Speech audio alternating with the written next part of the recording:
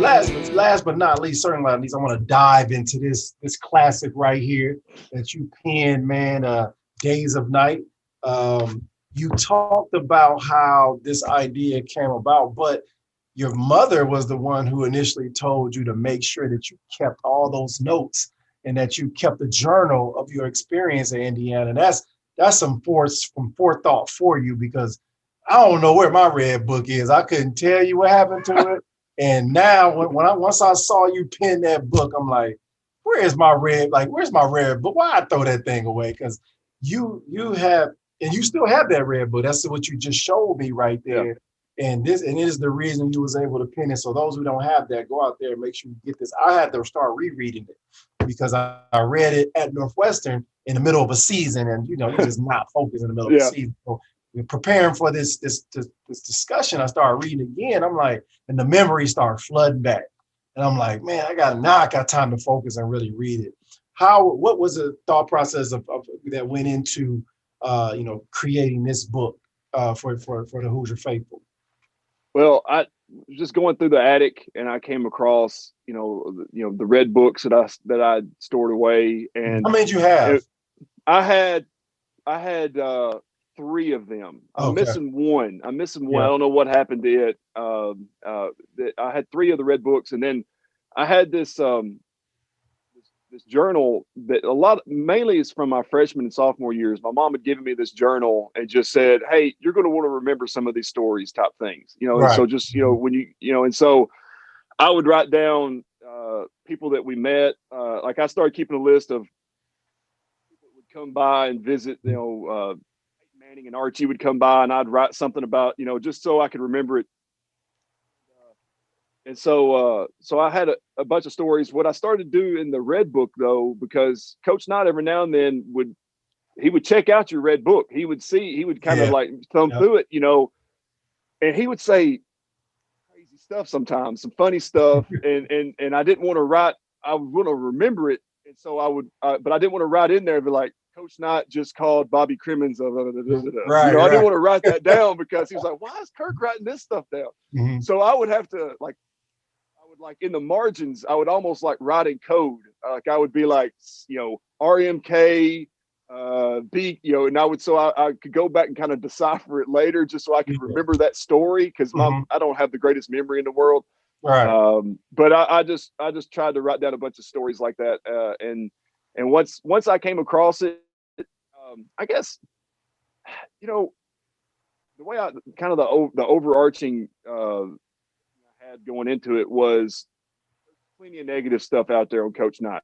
Right. I mean, any ESPN documentary, whatever, it's just there's plenty. If they're going to talk about Coach Knight, the first thing they're going to do is show 2 or 3 terrible things. I said that stuff's been covered. I said, going back to the scales thing that we were talking about earlier, I was like, I think that a lot of Hoosier basketball fans might like to at least, see some of the other side, some of the comedy, some of the funny lines, some of the stories that maybe would balance out, because if nothing else is out there, everybody's going to be like, well, why did anybody ever want to play for this person? It makes us look like we're crazy. Like we crazy.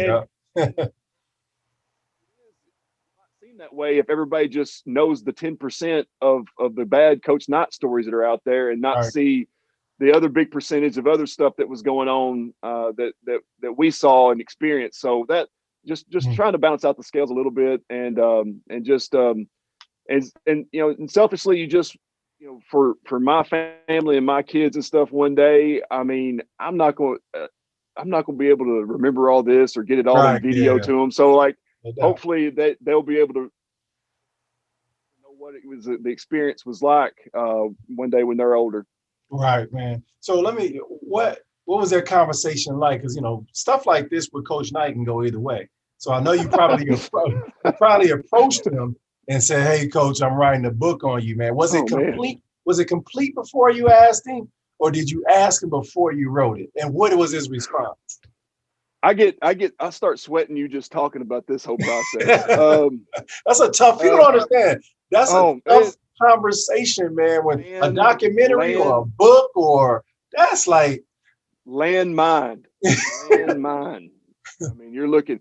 So I I actually didn't even tell my wife that I was working on this book for about a year. I would write after she'd go to bed. I'd write at night, or I'd go to the basement and I'd work on it. And I didn't. I got about I had about 8 chapters done, and I'd sent it to a couple of people, and I'd gotten some. I'd gotten to the point where it looked like somebody was going to be interested in getting it or publishing it. Yep. And then I told my wife that I was even working on it, because there's nothing more annoying than that person that says, "Hey, I'm working on a book." Anyhow. So I wanted to say I've got a book ready to go. So once I knew that I could be doing all of this and it just not matter, because Coach Knott torpedoed it. So I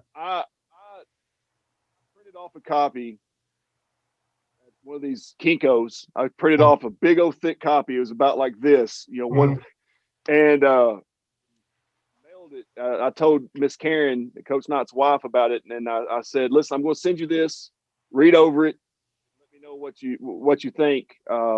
Before I go forward with it. I just want to make sure that y'all are comfortable with it." And so and she got back to me, and they didn't have any problem with it, and she said, "Now, there's nothing that's going to come out of this that's going to hurt him." Right. That's what she said to me, because she's like, he's been through a lot, and I didn't really know it at the time. I'd heard things about his health a little bit, but I think that she was kind of alluding to, like, he's got a lot going on right now, and so I was like, I told her, I said, "This is not a blind side. I mean, there's nothing that I'm putting in there later that you're not going to see." I said, "Now, there's some things in there that they're kind of Coach Knott being Coach Knott with some of his language." She said, "She's like, you can't tell a story without you can't tell a story about Coach without some of the language in it." And I was like, "Well," and so but I told her what made her feel better about it is I said, "Listen, my publisher wants to add the line to Days of Night. It was their idea to say how the general changed my life."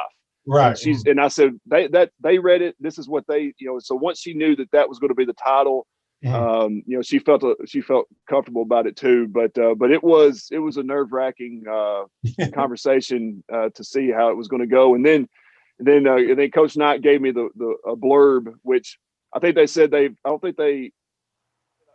publisher at the time said that they've never had a blurb on the front of the book that it's about that has to do with the subject. It's usually you don't have. They said, but in this situation, it seemed to fit, and so he was nice enough to give a blurb for it. So it wouldn't have gone anywhere if he didn't want it to. But they were okay with it. How was the book accepted by fans? How has it done? It's done pretty good. I mean, it's been pretty consistent. I mean, it's not gonna be, Oprah's not gonna be recommending it or talking about it anytime soon to anybody. I mean, it's not, but I'm not going to buy a car off of the royalties or anything. But it's been fun. I think that when they released the audio book, and I told them, I know I sound country. I know, but like hearing some of the names and how people are, that they talk about having somebody else read your book, it's kind of weird. I was like, let me just do I don't mind. I'll read it. And they didn't want me to do it. But anyhow, it's had a nice little run. I mean, it's every now and then it would get up there on the Amazon, sports basketball biographies. If you get it really refined down, it can go up the list a little bit. And it would creep up and be a decent number for a little bit, but it's been fun. That's good, man. And it's an easy read. That's what I liked about it. It's very easy to read. It's because it's short. It's so short because I that's all I maxed out my writing in that one book, so that's all I could do. Once again, everybody go out there, and I'm gonna start posting some of these quotes on my social medias because I didn't realize there was so many great ones in there, man. Kirk Haston is one of my all-time favorite players. That's a quote from Coach Knight, and I can understand why, because I was there watching the development and watching him turn you into an all-star. So